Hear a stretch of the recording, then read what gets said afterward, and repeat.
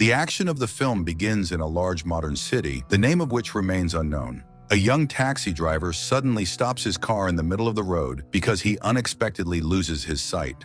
A passerby offers to help him and takes the driver's seat. They drive to the taxi driver's home, and the driver describes his condition. It's as if he sees shadows floating in a fog. The helper is surprised, saying that blindness is supposed to be black. When they stop at a crosswalk, the helper informs the driver that they have arrived at his home. However, as soon as the driver steps out, the kind helper steps on the gas and drives away, leaving the helpless man in the middle of the road.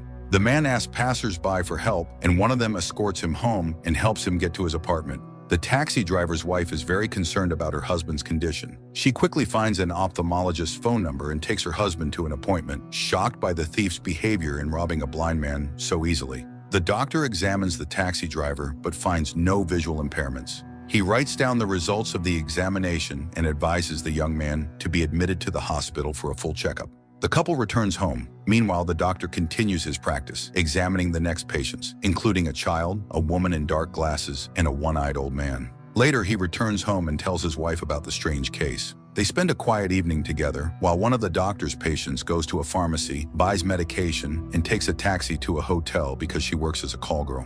She keeps her dark glasses on as the doctor instructed, and isn't too surprised when everything before her eyes turns white. The frightened client throws her out into the corridor in her negligee, and the woman asks the hotel staff for help. Meanwhile, the doctor's wife wakes up earlier than him and prepares morning coffee. Suddenly, the doctor announces that he can't see anything and assumes that he was infected by yesterday's patient. The man has a panic attack, and only when his wife helps him calm down does he contact his colleagues. They also begin to record strange cases of sudden blindness, but they still don't understand what's happening. The white blindness spreads rapidly, and an ambulance arrives to take the doctor away. His wife tries to get into the same vehicle, but they refuse to take her until she claims that she too has suddenly lost her sight. The couple is taken to a facility repurposed for quarantine, which is immediately declared by the government. The doctor and his wife are the first to find themselves in the large room numbered 1. Although the husband insists that his wife confess that she can still see and go home, she refuses. Soon, more patients arrive in the ward. Among them are the taxi driver, the thief, the call girl, and the child. The taxi driver recognizes the thief by his voice, and a fight breaks out, which the doctor barely manages to stop. Later, the people start to settle into their new environment. The doctor's wife tries to help them adapt, guiding them to the toilet and advising them to count their steps and memorize all the turns and doors. One day, an unfortunate incident occurs when the call girl accidentally scrapes the skin off the thief's leg with her heel. The doctor's wife provides first aid since the real doctor can't see anything. The doctor's wife worries that they might have introduced an infection because they have no antiseptics. Her husband asks her to forget about it as they can't change anything. One day, she goes for a walk and hears the guard's warnings that only infected people are allowed to be here. At that moment, more people arrive. These include a police officer, a pharmacist's assistant, a hotel maid, and a financial advisor who turns out to be the taxi driver's wife. Upon hearing her familiar voice, he calls out to her, and they find each other with difficulty. The newcomers settle in. The doctor, hearing the guards' voices, asks them to bring medicine as he needs to help the injured, but they point their guns at him, promising to shoot him and his wife if they don't return to their ward. Due to isolation from the outside world and the growing number of patients, living conditions in the quarantine facility gradually deteriorate. The call girl takes the child under her wing, who keeps asking for his mother. Meanwhile, the maid remembers the woman in glasses who infected her, unaware that she is nearby. Soon, food becomes scarce. The only sighted person, the doctor's wife, tries to call emergency numbers, but no one answers. The next day, a new group of patients arrives, including the ophthalmologist's assistant. The doctor's wife tries her best to maintain order. She comes up with the idea of stretching ropes between the wards so that people can move around. The doctor, on the other hand, focuses on the toilets, as the people can't see what's happening there. The patients often go outside to escape the smells, but their mood changes drastically. One day, the taxi driver's wife falls into a depression and stops talking to her husband. The doctor's wife is concerned about the lack of soap, but is grateful that there is at least water and forces everyone to take hygiene measures. One day, a one-eyed old man comes to their ward with a radio.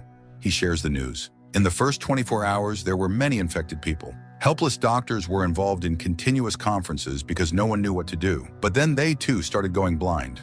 Weeks pass, and many people are forcibly sent to quarantine. One day, a bus accident occurs, killing 23 people. On the same day, 2 planes collide, causing panic. There are more and more accidents, and people begin staying home. By now, almost everyone has gone blind. After telling his story, the one-eyed man plays music, and while it plays, everyone silently listens as if it were a greeting from a bright past. Many cry. More and more people arrive at the quarantine facility, and soon the guards, unable to maintain order and not wanting to be near the infected, begin shooting at violators, even unwitting ones. The first deaths occur. The quarantine residents ask for a shovel to bury them. The doctor's wife goes outside to get it. She continues pretending to be blind and finds it very difficult to hold back when she realizes that the guard is simply mocking her. The woman silently picks up the shovel, and although the guards are very surprised by this, they attribute it to her quick adaptation. The doctor urges each ward to bury one of the dead, but others refuse to listen to him. When it comes to fair food distribution, an armed patient from the third ward declares himself king and takes control of all the food. Meanwhile, the thief develops an infection and soon realizes that the doctor's wife can still see. It becomes increasingly difficult for her to hide her sight, and she often cries. One night, the thief goes outside and provokes the guard to shoot. The next day, the doctor and a few people from his ward bury the dead. The man confesses to his wife that it is very difficult for him that she is taking care of him, but the woman asks him to accept this fact and walks away, taking advantage of the fact that her husband can't see her. The next day, the king announces new rules. Now, anyone who wants to eat has to pay for it.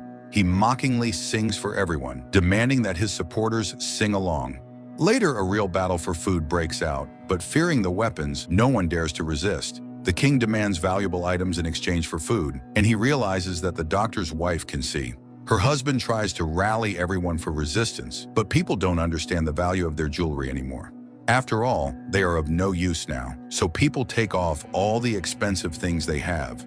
The doctor's wife collects them, and her husband exchanges them for food. He suddenly realizes that one of the king's henchmen is blind from birth, which is why he feels great controlling the food and valuables. The doctor tries to shame him, but in the end, their ward receives much less food than they need. He feels guilty for what has happened and refuses to eat. The call girl tries to persuade him to accept the new order, as living after taking someone else's life is very difficult. They share an intimate moment which his wife witnesses. She confesses to the call girl that she can see and forgives what has happened. A week passes and people run out of valuables. Then the king orders that women be brought to him and his henchmen in exchange for food. The doctor's wife tries to appeal to the guards, but they say they are already giving everything they can. Arguments break out among the people. Some men call for ignoring the king's demands, but others are willing to share their women. The doctor's against his wife participating, but he can't insist on his opinion. So some women, including the call girl and the doctor's wife, volunteer to go and get food for everyone. The taxi driver tries to stop his wife from doing this, but she leaves. A total of 9 women volunteer. The doctor's wife leads them to the third ward, lining them up in a chain. This causes cheers from the king and his henchmen. An orgy begins. The doctor's wife ends up with the king, who has remembered her voice for a long time and now takes revenge for all the insults she has previously thrown at him. Later, the women return, bringing with them one of them who has been killed in the heat of the moment by the king's henchmen. The women do their best to clean her up and say their goodbyes. The next night, the king announces that tonight he and his henchmen expect the women from the second ward.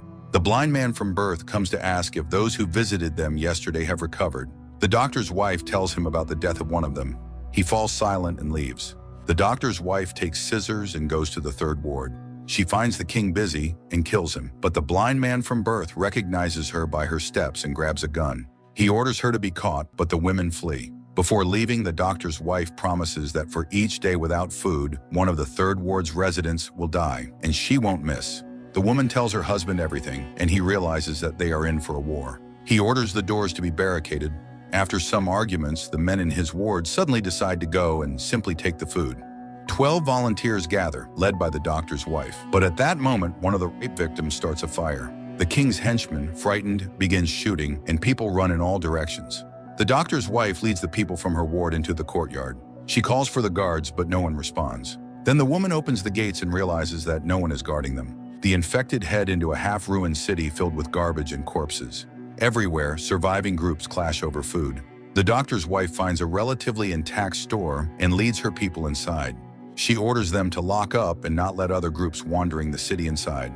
Her husband goes with her, and she tells him that only the blind are around. Soon they find a looted supermarket. The woman circles it and finds a descent into a basement filled with food. She fills entire bags. But as she is leaving, a crowd that has smelled the food follows her. The doctor helps her fight them off and drags her out of the raging group. After moving a little away, he leaves her to go back for a lost jacket. The woman sits on the steps and sees nearby how dogs are tearing apart the body of a dead person. She weeps in grief and horror as the rain begins. The doctor's wife goes to a nearby church where one of the pastors is trying to preach something. There she notices her husband and goes out to him.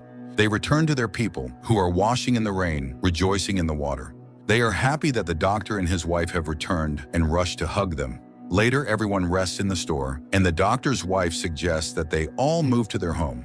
It is big and comfortable, and everyone can settle down there. They thank their fate that their leader is a sighted person.